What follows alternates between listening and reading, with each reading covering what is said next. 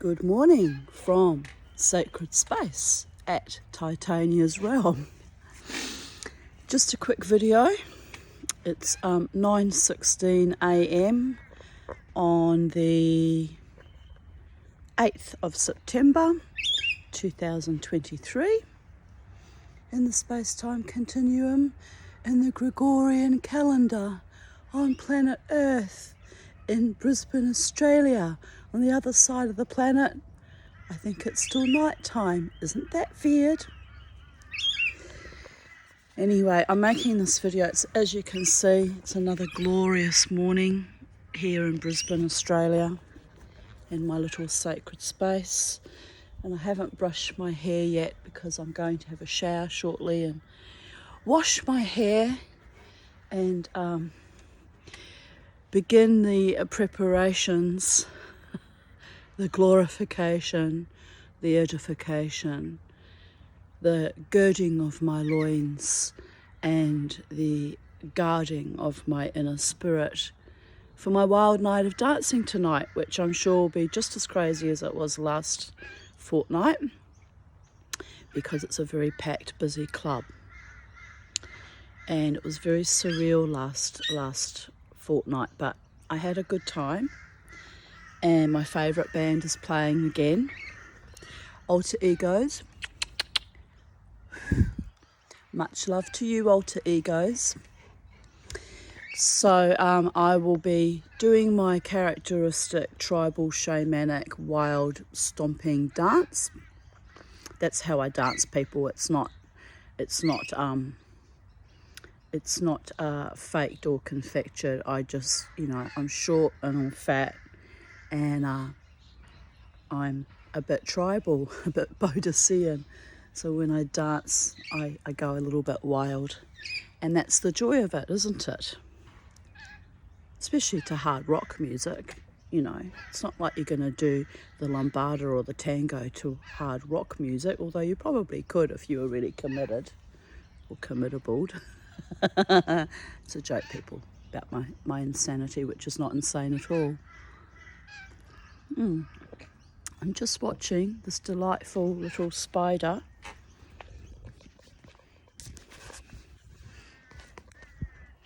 building a little web. Can you see it? Let's move in closer. No. Well, that's strange that he doesn't show up in the camera. What about if I put my finger next to it? Don't bite me, spider. Don't bite me, spider. Oh, it's facing the wrong way.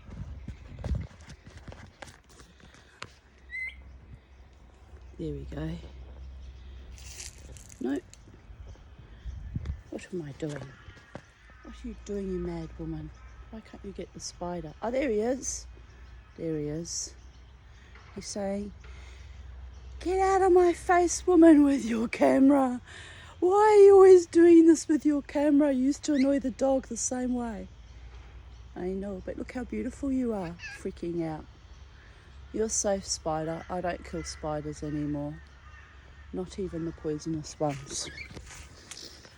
Anyway. Everything has its value and its assigned purpose at Sacred Space. The only things I still kill are flies and mosquitoes and cockroaches. I don't even kill flies that often. I just try to avoid them getting in the house. But I do kill cockroaches and mosquitoes and fleas, obviously. I don't like them. But pretty much everything else gets to live. So where was I? I digress. So yes, I'm mentally, spiritually, and I'll be dressing up in my usual, shamanic, witchy gear for my wild night out tonight. I'm looking forward to it. Didn't go out last weekend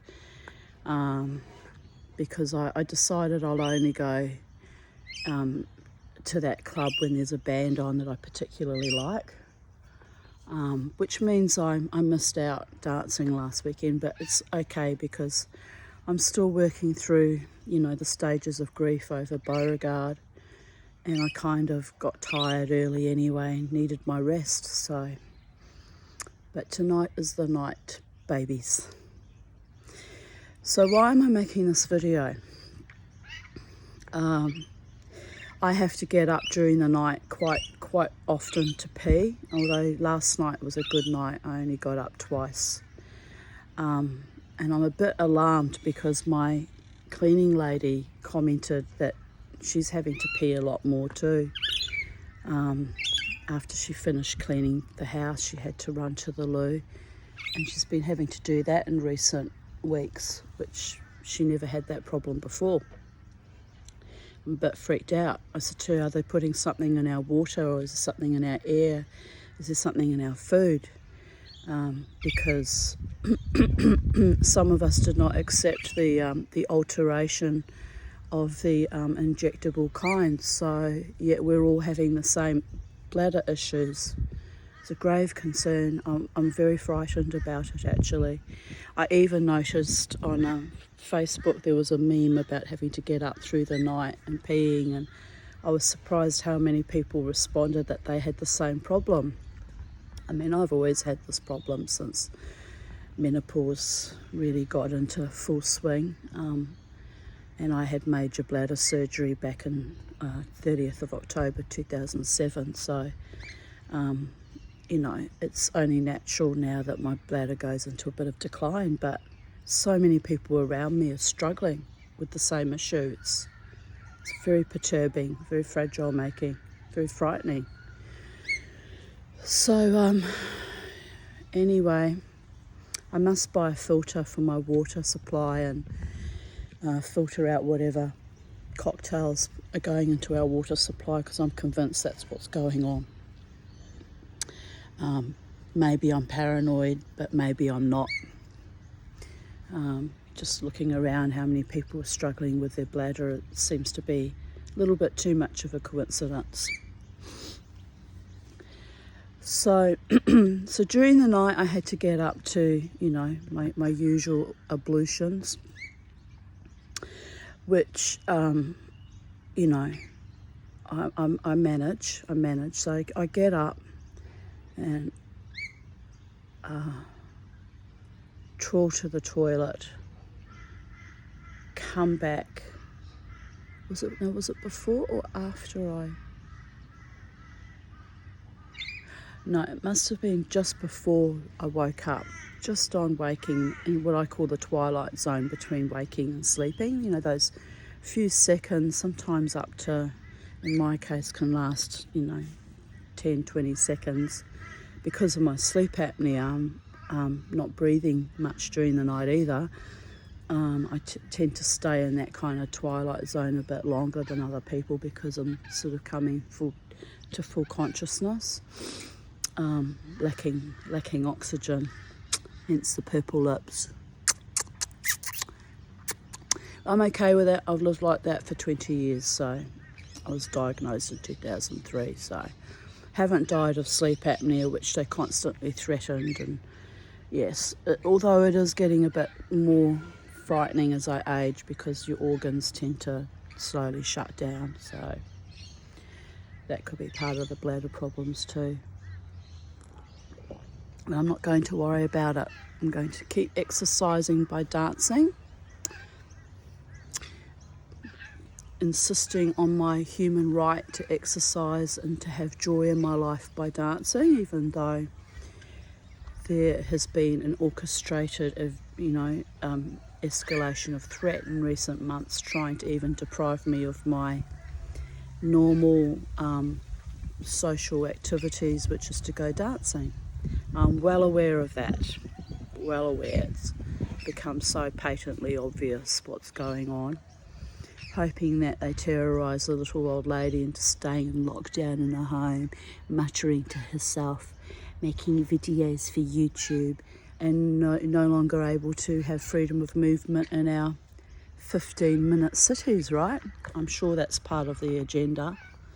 But anyway, I will fight for my right to party, to dance joyously, as both a practical, pragmatic basis, because it's good for my health to have exercise, and a spiritual basis because it's good for me to move all the energy through my meridians and move out the negativity and the crap, literally the crap, and go into my trance dance zone, which I get into after a couple of hours of dancing. Usually I enter the zone and I bring back messages for myself, and sometimes that benefit others from, you know, the spirit realm, the astral, I suppose, that are quite benevolent and interesting, and yes, of supreme importance, since I'm not always able to communicate, you know, via meditation or you know, trance drumming. I sometimes communicate, but dancing is very therapeutic. Even my former GP, who was not exactly an ally of mine, didn't do a very good job with providing antibiotics, for example, was very keen on me to have a very healthy diet, Mediterranean diet, darlings, and which I don't do, of course, because I'm naughty. And she was very keen for me to dance, you know, 5 days a week. I said, if I dance 5 days a week, you will kill me with my sleep apnea and my constant fatigue. But one night a weekend or a fortnight is good enough. That is still beneficial to keep my little short fat hobbit body primed and reasonably healthy, right? Anyway, I've digressed again. Bear with me. So just on waking up before I had to go for the, you know, the middle of the night pee-pee, I actually got a bit of a shock because my eyes were open and I was awake. Not fully awake, but I wasn't sleeping and I wasn't dreaming. And that liminal space, as I said, between waking, sleeping and waking, where I sometimes get messages or see visions from the spirit world. So I'm opening my eyes and my first thought is, oh, well, I'm awake, I have to pee. So I'm just lying there for, you know, just a few seconds, and I look up, and right in front of my face, about this far away, you know, I see this giant snake looking like a giant anaconda with a massive head. It was kind of a triangular shaped head. And I sort of looked at it and sort of said to it, are you a serpent or a dragon? It didn't have wings, so I'm assuming it was a serpent that was showing itself to me, or that my mind was dredging up imagery from somewhere. It kind of looked a bit like those giant serpents I think that I might have seen in Harry Potter or something. But there is actually a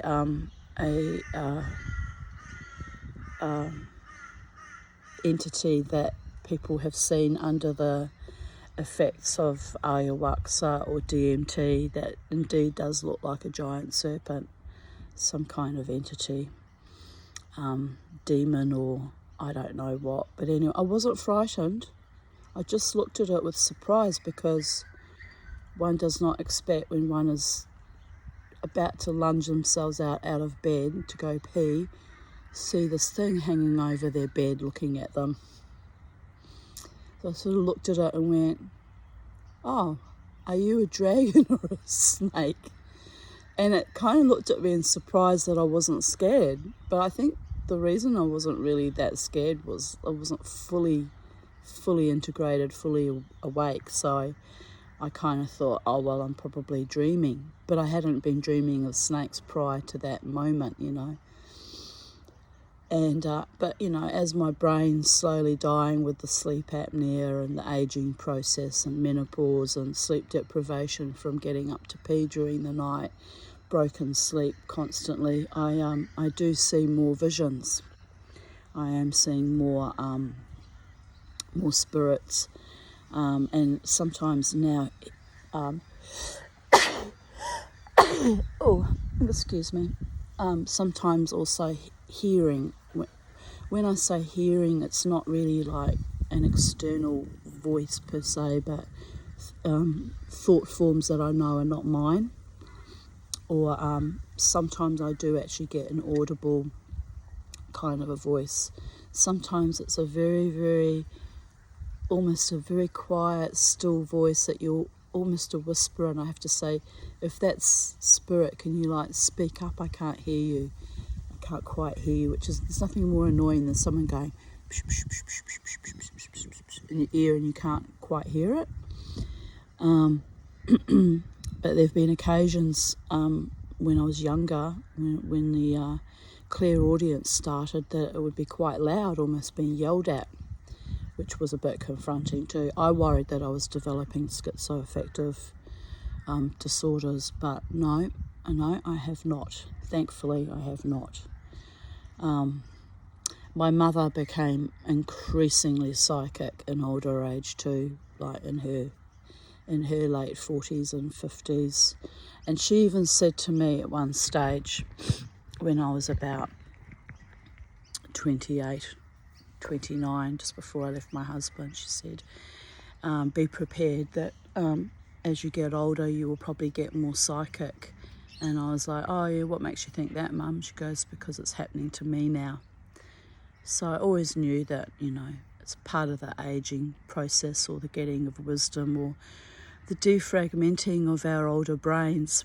We seem to open up other neuronal pathways to the other worlds, which is both a bit confronting when it starts happening, but also astonishing and beautiful. So I'm staring at this snake, and just long enough to acknowledge it and ask it if it was a dragon or a snake. It was an enormous snake. And the way he was positioned, I think that's important, because he didn't give me a message, he didn't say anything, just appeared in front of me. But he was facing down, like his head was facing down, and he was coiled up with his tail hanging up like that. So tail's here, pointing up, coiled around, and head facing down, looking right into my face. So I don't know if that's important, but he was kind of really hanging in midair. And he was huge. He was quite huge. And he was sort of he didn't have any, he didn't look like a carpet snake, he didn't have any attractive patterning. He was sort of a metallic, khaki looking greenish colour. It was actually quite an ugly colour. I think that frightened me a bit, because he wasn't a pretty snake, but he was huge. And you know, I don't think anacondas are ugly looking snakes like that. So I don't know why it chose to present itself with that colour. Speaking of anacondas, we have a family legend passed down to my mother from her biological father, my biological grandfather, who was a friend of the family, and then later on, when my mother was 16, told her that he was actually her real father. And he was a very powerful witch, so powerful that he used to teach. The Romani people used to arrive once a year, and they would park their caravans. This is pre-Nazi Germany, because most of them were exterminated in the war. It was horrific. But they would park their caravans around 2 blocks around his apartment. That's how many came. And they would spend an evening with him. And I don't know exactly what he was teaching them, but he was giving some kind of lessons on magical practice to them. So he told my mother about that, you know.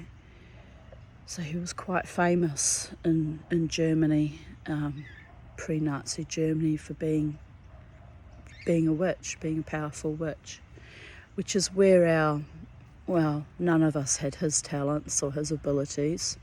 which would have come from decades of training as well as his natural abilities. But all of us women in the family have all inherited a little bit of clairvoyance, a little bit of interest in herbalism. Like my daughter's into wildcrafting, which is a sensible idea considering we're in a strange kind of, I call it the zombie apocalypse. It hasn't hit full-blown apocalyptic proportions yet, but life is getting fragile, making it weird. So my daughter's learning wildcrafting and identifying wild plants that are edible and good for medicines, which is a very, very practical skill. We all study tarot. When I say we all, myself and my daughters, my sister and my niece had no interest in it, and my younger daughter Jasmine rejected it all by the time she was in her early 20s. But my eldest daughter and I have kept up the interest in the paranormal and in psychism and in all things kind of witchy. So my mother used to be able to read both the playing cards and tarot cards. She studied tarot much later in life, but she learnt the playing cards from her mother.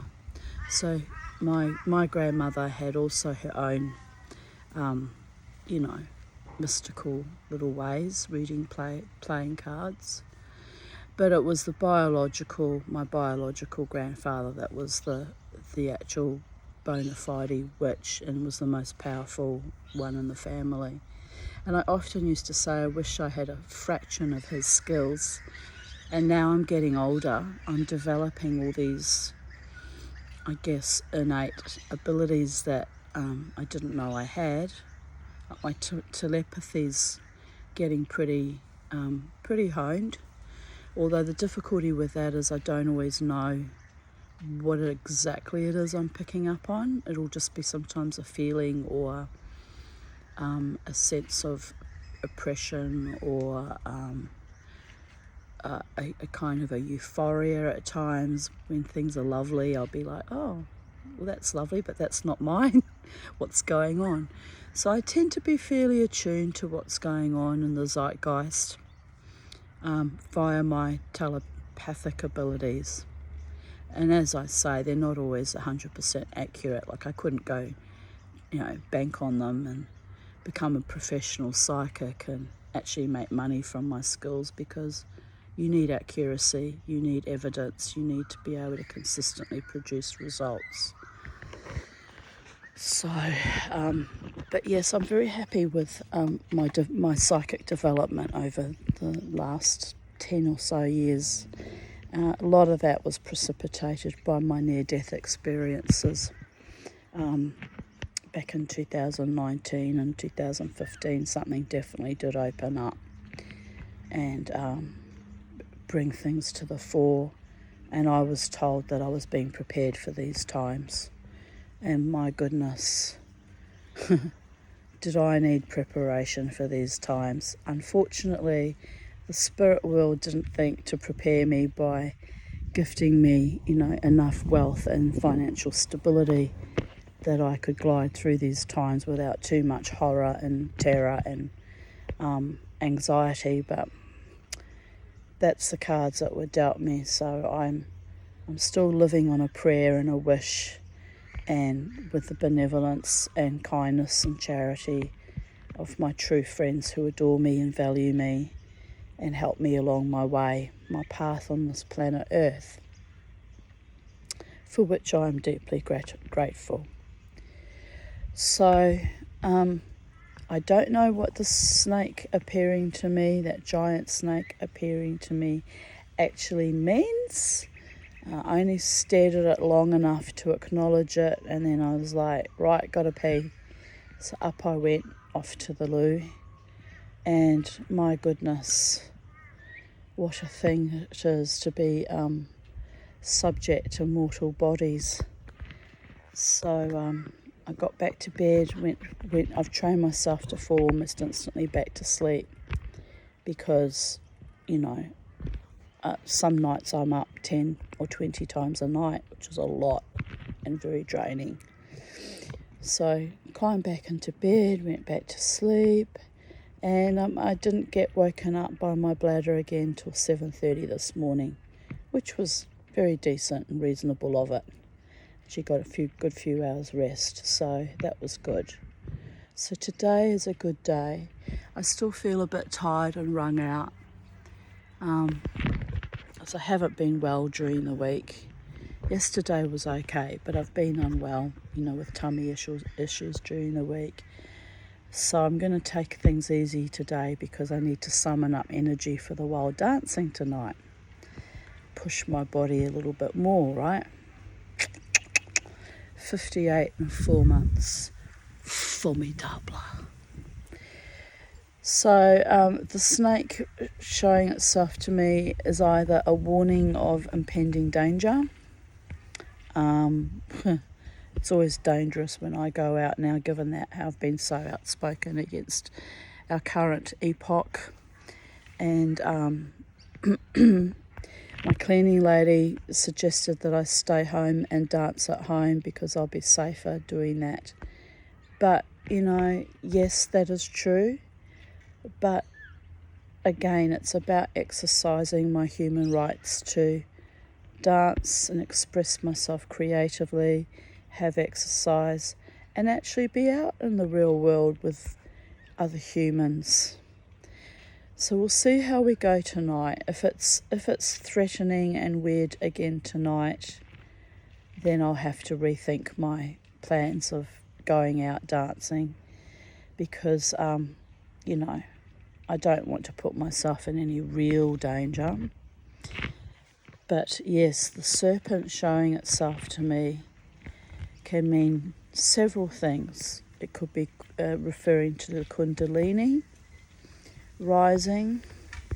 It could be referring to the fact that I have Hindu Naga Kanyas, brass ones attached to my bed, so my subconscious was probably focused on that.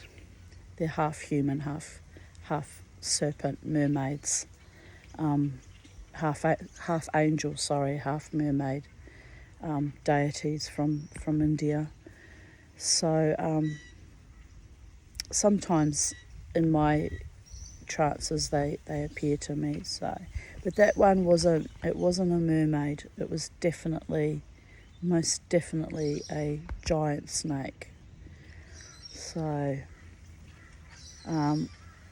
it didn't give me a message. It didn't send me any forebodings of anything that I should be frightened of, apart from just appearing and having a good look at me, and I had a good look back. So I guess the symbology is that I'm under surveillance by something that is powerful and potentially malevolent, but has me under surveillance. And they can surveil me all they like. I've got nothing to be ashamed of. I've got nothing to hide. I'm an authentic, decent, wonderful woman who just likes to go dancing and who will rail against our current regime, global regime, for the abuses perpetuated on humanity, which is my divine right also to speak out against things that are not good for our health and not good for our continued survival on this planet. As I spoke out in previous years about child sexual abuse and domestic violence and all the other, issues of our time, we, the people, will not be silenced. That's my video. I thought it was going to be a short video, and I've rambled on for 29 minutes. But if you found value in my video, click a like button, subscribe, Although I don't do this for likes, I don't do it for subscribers, but I am cognizant that I have some new subscribers that have come to my channel out of curiosity to see what the old girl's up to now, and what my thoughts are on the current zeitgeist, or the current failings of our communal health. It's a grave concern. I'd like to know what it is affecting all our bladders. I mean, mine's been patchworked, as I said, in 2007. So it was always doomed to start to fail. But the fact that, other people are failing around me, some quite young people, is very confronting. Anyway, happy thoughts. Here's Charlie being Charlie. And everything is in its place at sacred space. Happiness in our garden, even though the rest of the world is a bit weird. God's bless from Titania's realm, from my heart to yours.